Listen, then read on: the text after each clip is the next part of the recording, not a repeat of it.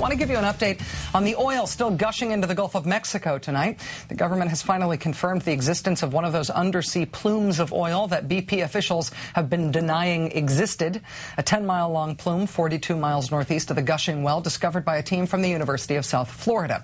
Last night on this show, we talked to the head researcher of one of the teams testing another plume, Dr. Samantha Joy from the University of Georgia. And today at a press conference, she presented her team's conclusive documentation of their second plume. So far, the implications of the plumes are opaque at best. But as Dr. Joy explained to us last night, the atomization of these particles of oil in these big undersea plumes means that microbial bacteria, microbes, are working to essentially eat the oil, which on the one hand sounds good, but that microbial action also has a downside as it sucks the oxygen out of the water. Plumes age, if you will.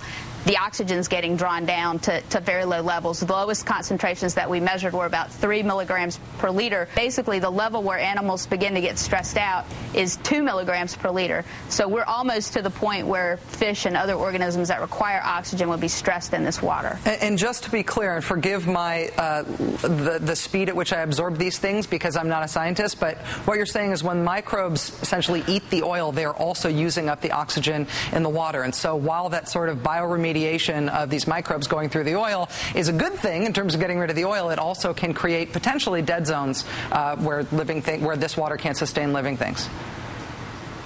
That's precisely correct. And things will survive in the low oxygen water, but any higher organism that requires oxygen won't be able to survive in that water. It will avoid it if possible.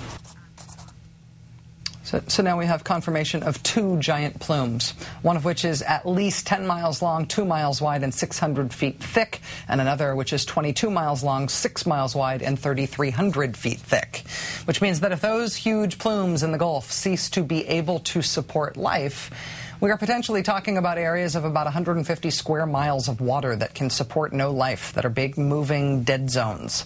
And no, in all the decades of oil spills and awful oil profits, oil companies never bothered to develop any technology for removing oil from the water when it's in deep undersea plumes. That cleanup technology doesn't exist because they never bothered to work on it.